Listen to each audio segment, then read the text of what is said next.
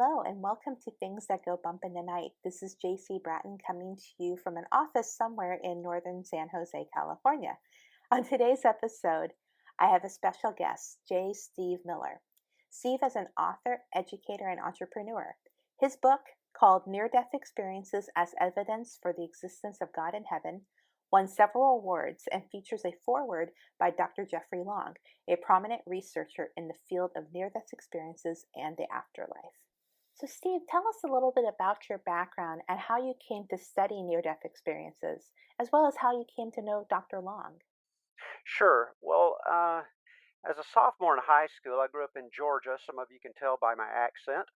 But at my sophomore year, I went on a retreat and made a decision to accept Christ as my Savior, as a lot of people do at retreats at about that time. Didn't really have any wild emotional experience or anything. It was just kind of like I thought it was true and made a decision. But after that, I just became a big questioner. I began to question my decision, and as people would bring up questions about the existence of God or the Bible or things, I was the type person who could not accept things just on blind faith. I had to study them out. So I'd start studying. I would read the atheists, I would read the theists, I would read both sides of things and have to work through these issues as I went along. And that became um, my course of study basically in school. I went to three different diverse universities, then three different diverse graduate schools, and studied philosophy, studied exegesis, logic, and all these things, and we're working through all these questions. So that's been a big part of my early life. Interestingly, I never really heard anything about near death experiences, even though I was studying evidences. I guess I kind of heard about them, but thought, well, what could there be there? That's just people's personal experiences, and I've just got to either believe them or not. So I didn't think there could be any evidence there. So about a decade ago, a relative wanted me to read the little book Heaven is for Real, about a little boy that a movie was made of. And I kind of reluctantly read it. And I thought, well, it's real interesting, but you just got to kind of believe the family. And I don't really see much evidence there. I mean, if it were true, that'd be cool, but how could I know? But within that, Dr. Long had written a blurb that said he had studied like thousands of these experiences as a medical doctor, and that the story was consistent with a lot of stories he had seen of children who had had near death experiences, come close to death. And I thought, somebody's been studying this stuff. You know, I mean, doctors, medical people, professionals. I thought, well, I got to see what the evidence shows. So for me, instead of going and listening to a bunch of people's stories, I just went into the professional research to find what had been researched about near death experiences. I got so into it, I thought, well, this is fascinating. I've never heard people really talk about the research. So I wrote a brief introduction to the research on near death experiences, tried to document it immensely so that people could use that as a takeoff to get into it more. And after I finished, I sent a copy to Dr. Long and said, hey, it seems like we need a good introduction to the field. What do you think? And I thought, well, he's a busy doctor. He probably won't even get back in touch. But within a couple of hours, he emailed back and said, this is great stuff. And he was really excited about it. And I said, hey, would you mind writing a forward since I'm a nobody in the field? And he was just such a gracious, nice person and has always been that way in all of our contacts. So that's kind of how I got into the field a decade ago. Well, I grew up as agnostic and I didn't actually um, join any sort of church up until I'd say probably my junior or senior year of high school. That's when I got involved in Protestant churches, and then I just kind of got turned off with religion altogether after college. So I say since 1999, I would identify as spiritual but not religious. Um, but it wasn't until probably October of 2017 when my father passed away that I started really becoming more interested in what happens to consciousness after we pass on. And that's when I um, came came to know about near death experiences. So, for our listeners who may be new to the world of near death experiences, can you give us a bit of an overview of what key elements are found in NDEs that can essentially make a strong case that consciousness or the soul continues as we pass on? Sure. And just let me say one thing that's fascinated me about the evidence was this was not a bunch of religious people or professors in seminaries trying to use this to defend their faith that were doing the research. These were typically people like Dr. Van Lommel in Holland, who had always been taught that the brain activity could explain all of our mental activity. So obviously that just dies when we die.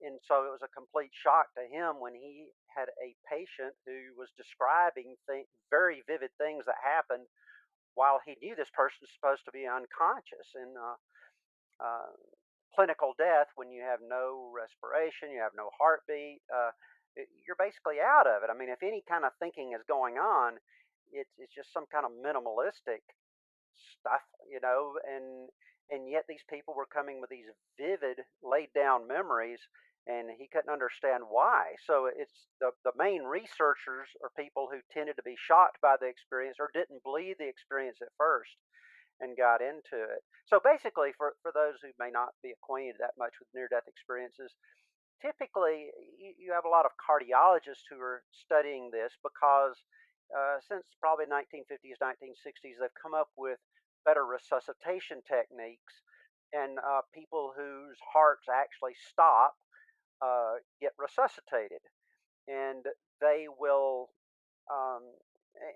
and the patients will typically not tell their doctor. They might tell a nurse, they might tell a loved one, but typically they don't tell anybody because they're afraid they'll be thrown in a psych ward somewhere.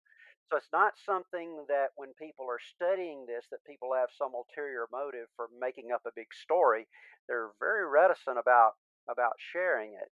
So the basic elements tend to be that a person feels like they have, or they'll just say this was real. If you keep talking to them, they'll say, "Okay, this was real. This was like realer than real. It was not some kind of a dream." But when my heart stopped, I came out of my body. I looked down and saw something about the resuscitation. This is one area of evidence that I'll come back to in a moment. They may go through a tunnel or some type of transportation, like you're going to another dimension. They may see angels, deceased relatives. Some of these will have a life review where they're actually, some will say they went through their entire lives within a period of a few minutes, but it's like time did not exist on the other side.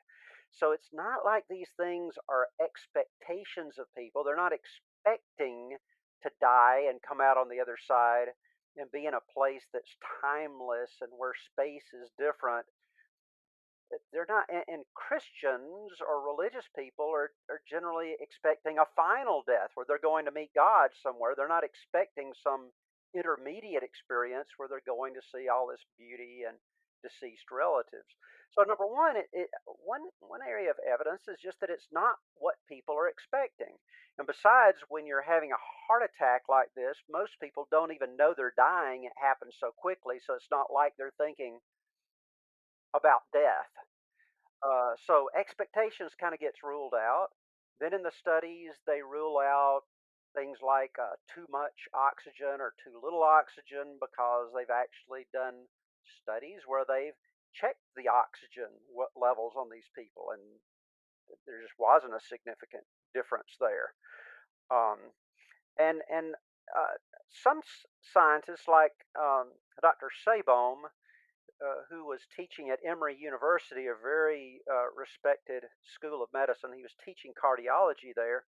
He heard a nurse do a presentation on near death experiences, and he said, "Well, frankly, I just don't believe it." He said, "I've got all these patients. I've never heard of anything like this." And she said, "Well, why don't you talk to your patients? I'd like to know what they say." And he thought, "Okay, well, I'll talk to them."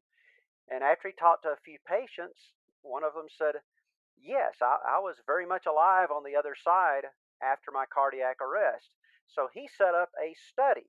This gets back to the evidence. He said, "Okay, let's take a control group of my patients who died. They experienced clinical death, but they did not have a near death experience. And let's compare them to a group of people who claim to have had these near death experiences.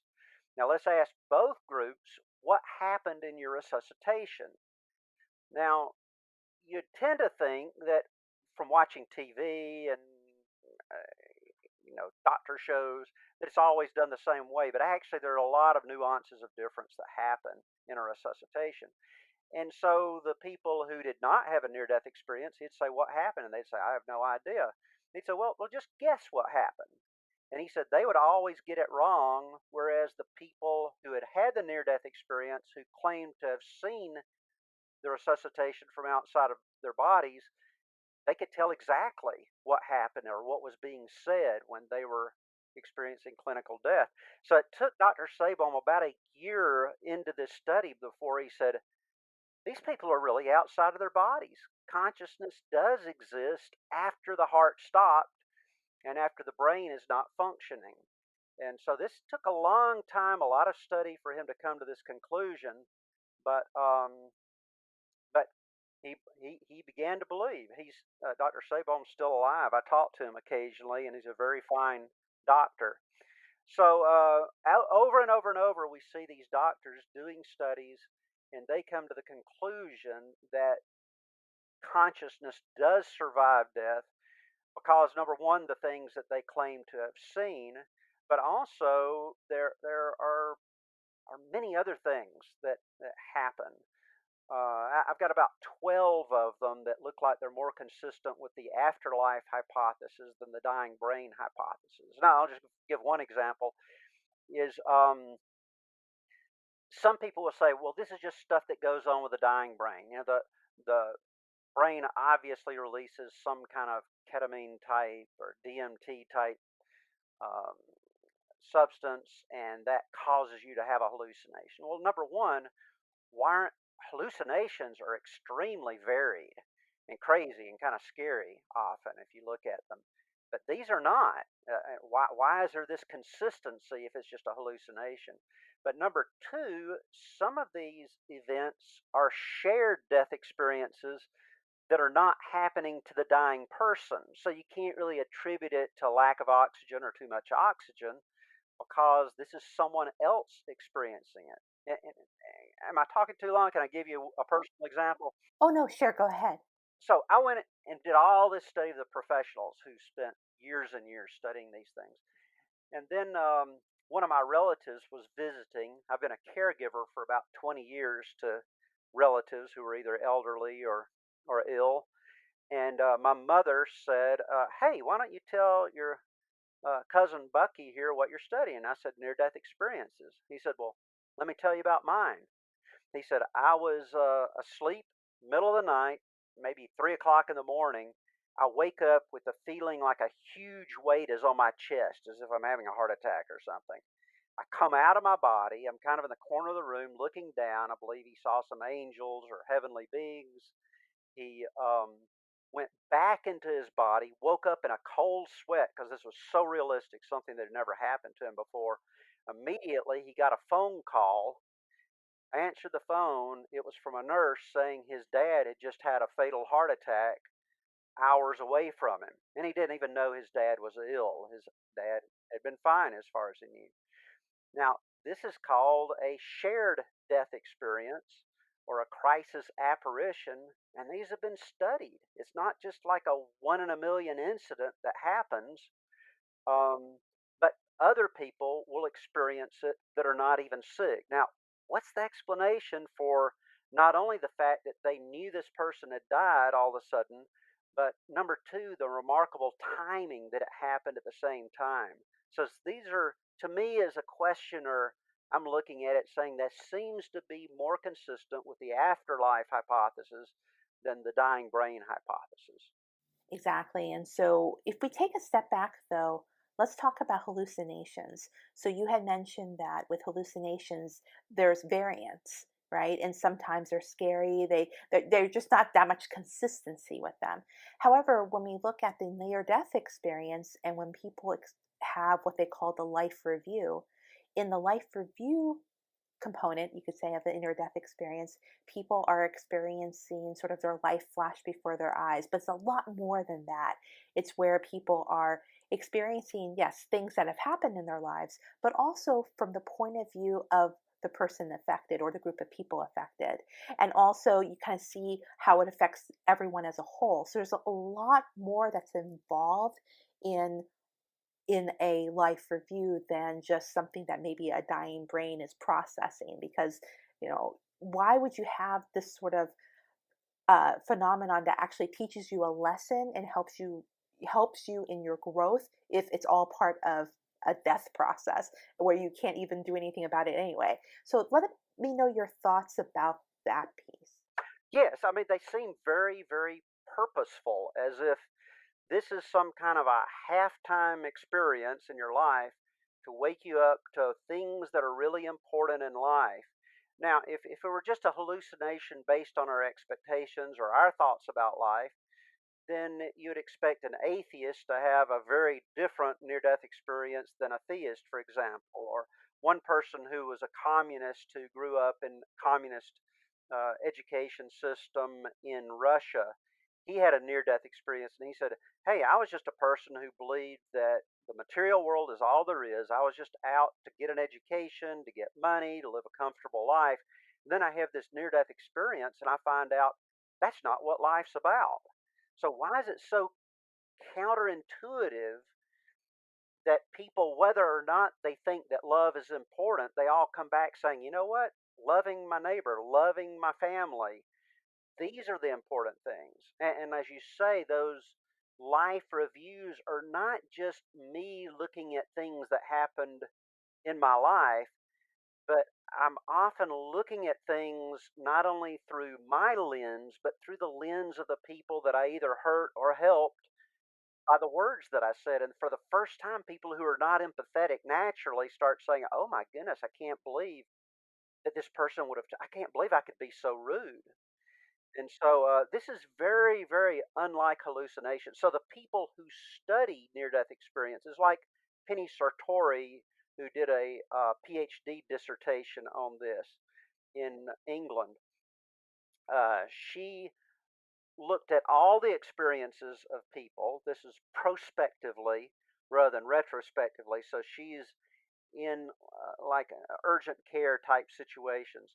And she's looking, let's just take all the near death experiences that we find, but also let's take all the hallucinations and look at them so that we can compare them.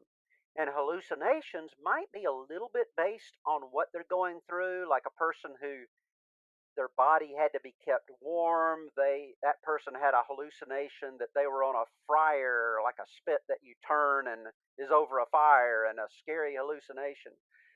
So it was loosely based on what the person was going through, but it was random and scary. And if you look at hallucinations online, you just find they're just almost infinitely varied. Whereas, why would you have a very consistent hallucination? And why would it be so different than people's expectations? I think that's why so many of these keep say that the people who are actually studying tons of people having these experiences just say, "No, this is very different from a hallucination." Right, exactly. I find that what's really fascinating is that the people who are providing this evidence, the researchers at hand, they just don't have an agenda. They're not here just to serve their own purposes. They're actually trying to provide information objectively and really trying to get people to understand that there's something very fascinating going on, and we need to study it. And this brings me to my next question. We find that, of course, there are extremists on both sides of the aisle, right? Scientists who are 100% materialistic, they just cannot admit to the possibility that consciousness may continue after physical death. And then you have a group of religious zealots, people who feel that, for example, the being of light is just Satan leading us down some dark path. So how do you think we can get these groups to meet in the middle and consider the possibility that, one, there is the potential that consciousness is independent of the brain, and two, that the afterlife may be more than what even religious texts claim? Well, I think you're absolutely right that you have extremes. I like to tell people when I'm speaking on this, there are two groups of people that are going to really resist what I'm saying. One side's going to be the atheistic types who don't want to allow God or the afterlife in, uh, and then the other side are going to be the very religious people. So it's like the totally irreligious and the totally religious are going to be my two opponents here, and I kind of laugh about it, but there are those extremes on both sides. And I would say that generally some people are just hopeless. You're never going to get them on board. I mean, it's just like in the political realm. If somebody really likes our current president, uh, if somebody says something bad, they're going to explain it away. You know, if they're Trumpies, then no matter what you say about it, they're just going to explain away the evidence. So, sir, there's some people on both sides that are just so dogmatic and into their own paradigm that you'll never convince them. So I just try to get past those. I'll talk to them for a few minutes, but when I see that they're just not going to go anywhere, I think, I want to deal with people who are objectively seeking. And if I can deal with those, then we can talk. So when you narrow it down to the people that are an extreme, but they're humble and they're willing to look at the evidence, I say, okay, well, let's get into the evidence. And I think that the people who are on the extreme side spiritually are often taking verses from the Bible out of context. It's not that they're too biblical; they're just they're just shallow in their understanding of the passages they're quoting. For example, in Hebrews it says, "It is appointed for men to die once to die, and after this comes judgment." That's a New Testament book of Hebrews. And someone will say, "Well, you're supposed to immediately go to judgment after you die." And I'll say, "Well, wait a minute. There are two ways that the word death is used in the New Testament. Sometimes it's speaking of like an early temporary death, like when Jesus would uh, take somebody that had died, he would say they've died, but then he heals them and they come back to life. Well, then they're going to die again. So obviously, not everybody goes to judgment right after a death. So why are you making that verse in to mean that? So I think the more if we can get them more in depth into the meaning of the scriptures, they'll see that you know there are all kind of visions in the Bible, you know, this just seems like another type of vision. So I try to reason with them by going back to the evidence, not getting an argument, but let's deal deeper. And then the ones that are way over on the other side, they're so, well, I'm an atheist. I'm not, I just know that all there is to the world is material. So near death experiences are obviously just made up, or they're lying, or they're hallucinating, or whatever. And I'll say, well, let's get into the evidence and look at it and see if that hypothesis is true. And I think what they'll find is you're talking about skeptics. Well, most of these people who have done the study were skeptical at first, like Van Lommel, like Dr. Sabom, Moody himself, who wrote the seminal book in 1975, Life After Life. He grew up in an atheist household. He didn't know anything about this stuff. He just met a psychiatrist who had had an experience like this.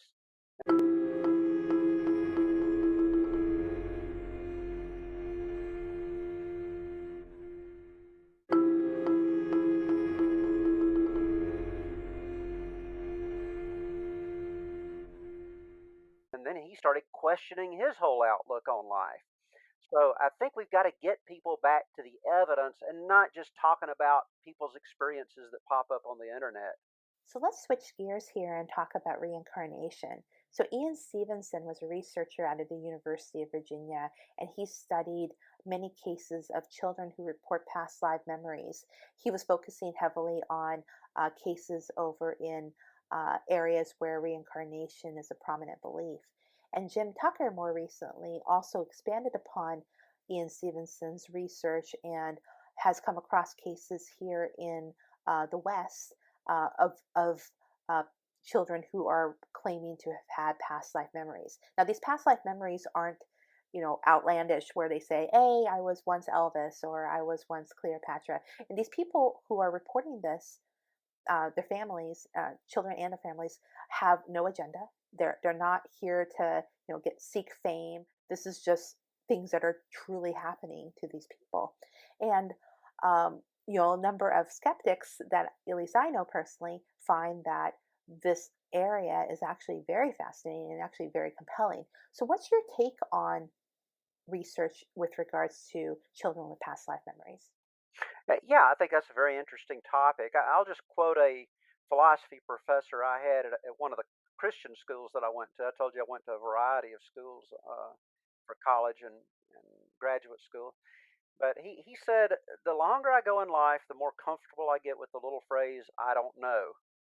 And all of us that are PhDs, as you work toward a PhD, the saying is the further you go in education, the more and more you know about less and less. And my specialty has become near death experiences that we described, and then deathbed experiences, which are similar experiences people have just prior to death.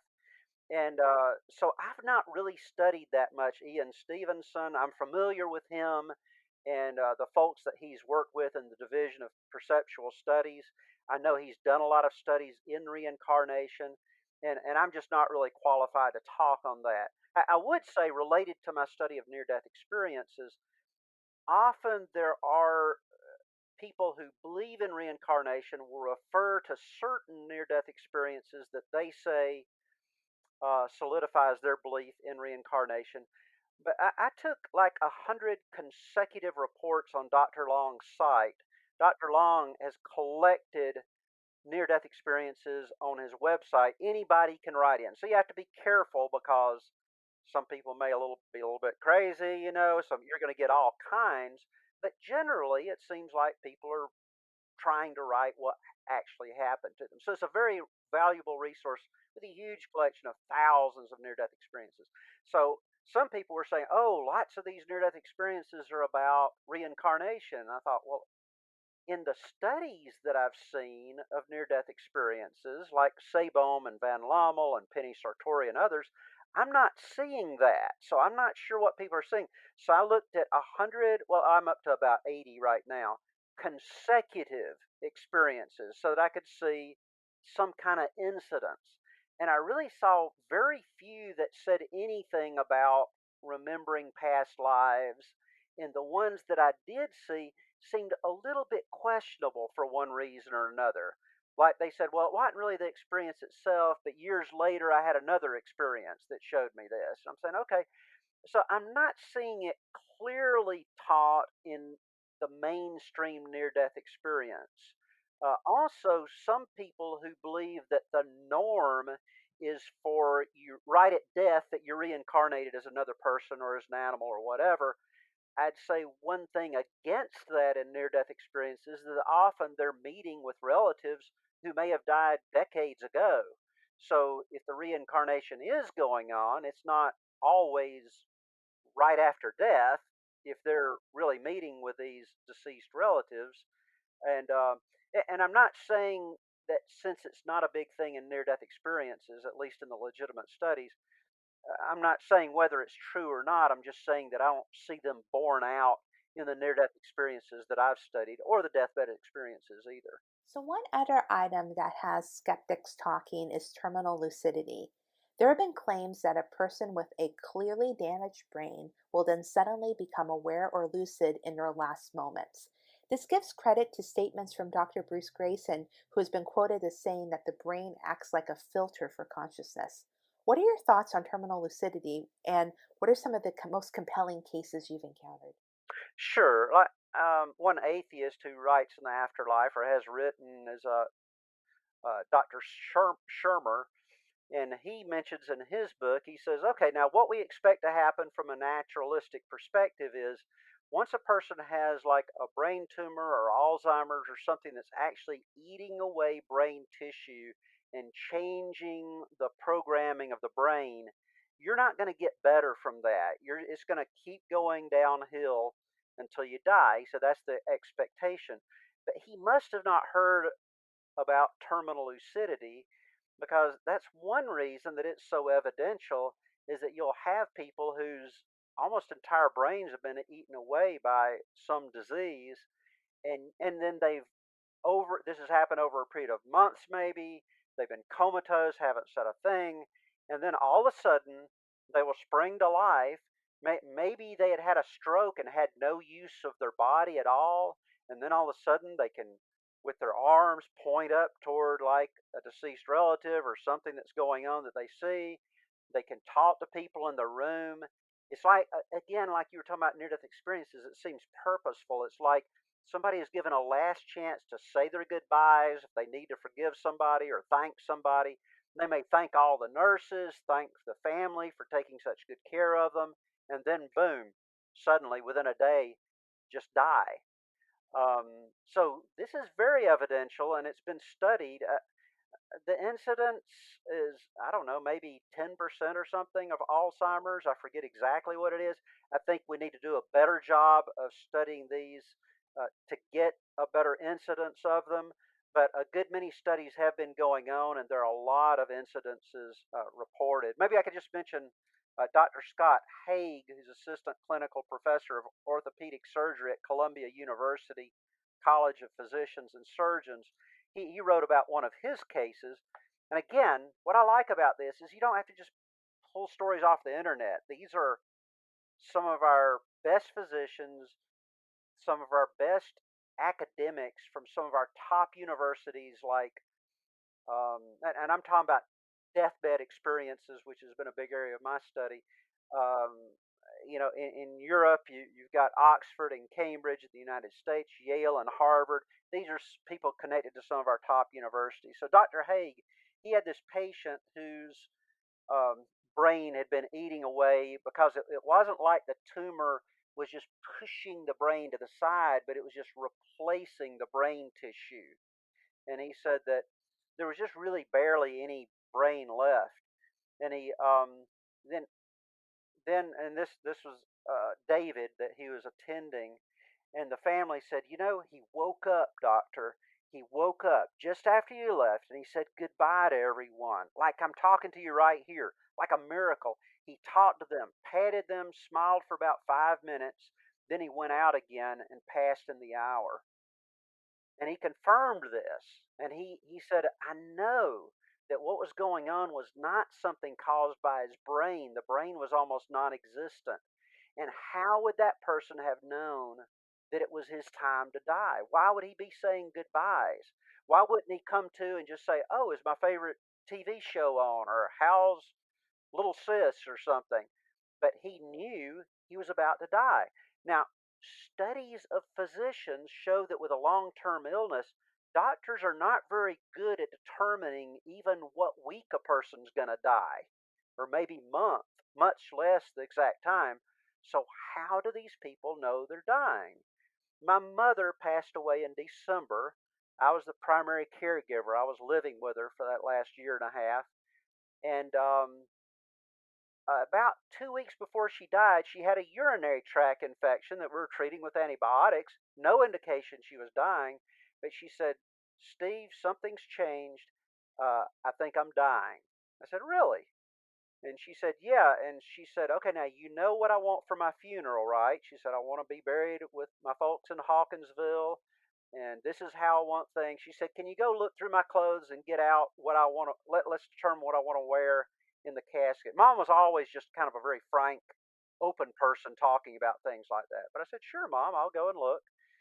And sure enough, a couple of weeks later, her brain had started going down. She wasn't talking as lucidly anymore, and she pulled. I was taking a nap in my chair, and my wife uh, said your mom just suddenly got very lucid and talked to me and told me make sure to take care of Stevie. I was Stevie growing up, okay, but she said take care of Stevie when I'm gone, okay.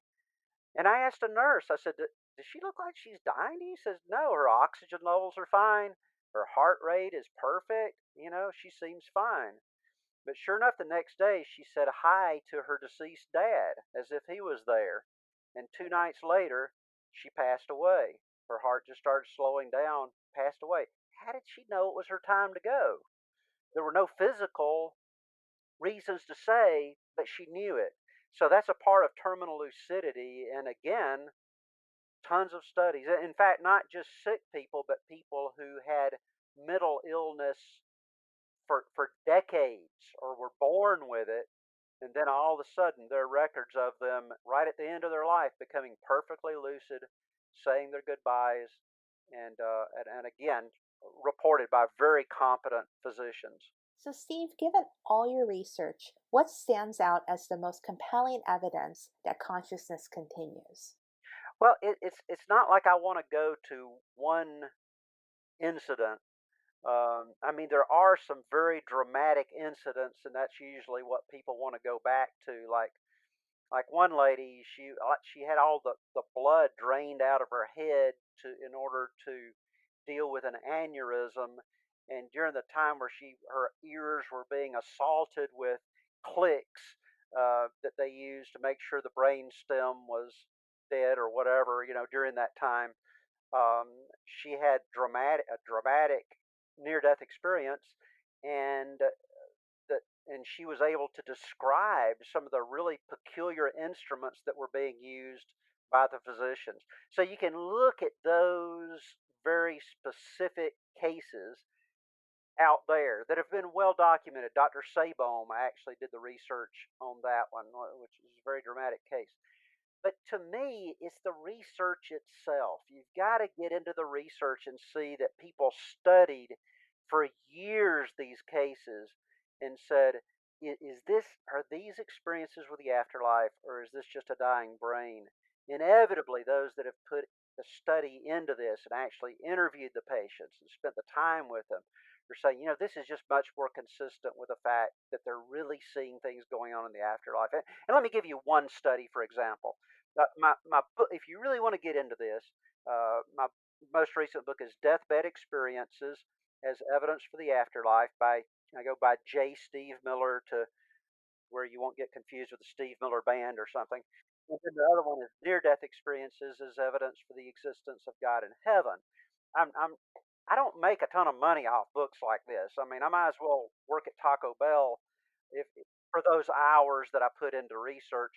And hey, if you're interested, I'll send you a free PDF. I write it because I think these are extremely important issues.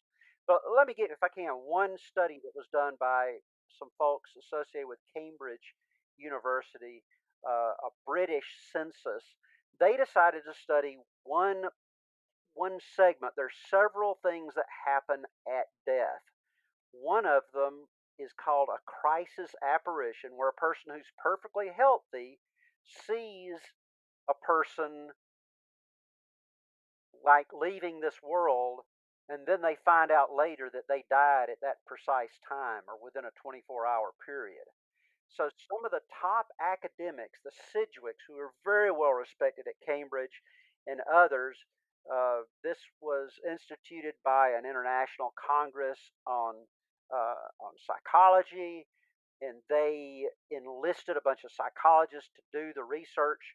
They surveyed 17,000 people in England, and these were kind of probably the more educated areas around Oxford and Cambridge. 17,000 people. And they found out that maybe a tenth of them had seen people who were not physically there. And the greatest category within these was people who saw a crisis apparition. They saw somebody who had just died that they didn't know had died. Now, they could look at statistics and see what are the odds that somebody would just randomly guess or randomly have a hallucination at the same time this person died, and then compare that to the number of people that saw it. And they said it was not twice as many as you would expect. It was not 10 times as many. It was 440 times as many people as would be expected through chance. They wrote this up in about a 400-page article. Very well done. A book was done on the preliminary study. These are things that have been studied by some of our top intellects, and some people kept studying them all of their lives. That, to me, is where the evidence lies, is the people who studied it, thought it through, and for somebody that's really, really seeking with an open heart, I think the evidence is there. So, Steve, what's next for you regarding near death experience research? Well, this book that I wrote on deathbed experiences was going to be about twice as big, and then I realized people don't read books that are 600 pages long.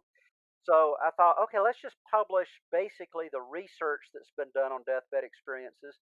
But then part two and part three will be going more in depth into, okay, let's look seriously at what skeptics are saying is evidence against the afterlife and against these experiences. Although I've already incorporated a lot of that into the first book, I want to deal more with what the skeptics are saying, honestly, look at what they're saying. And then in another book, compare this to Christian theology, since Christianity is the largest religion in the world presently. I'd like to go more in depth into the scriptures that people are saying doesn't jibe with near death experiences and deathbed experiences and go more in depth into those. So, those will be, I've really written that, but I just wanted to do another year of research to make sure I'd kind of gotten to the bottom of it. And that's one reason I enjoy these interviews because often I'll be talking to people about those very things. So, where can my listeners learn more about your research? Yeah, J. Steve Miller is what I go by, the letter J, Steve Miller. I've got a website, jstevemiller.info, but it's pretty static. I'm not interacting a lot on it. I've actually done some interviews, like with Sean McDowell as a Christian interviewer, and I did a couple of interviews there, and I interact with people under those interviews. So that's a good place to interact with me. You could look up Sean McDowell, J. Steve Miller, and you'd see my interview on near death and deathbed experiences. But yeah, I appreciate you asking that. Thank you. So, thanks again, Steve, for taking time to speak with us. Thank you so much. And thank you, everyone, for listening. I will be back soon. Bye.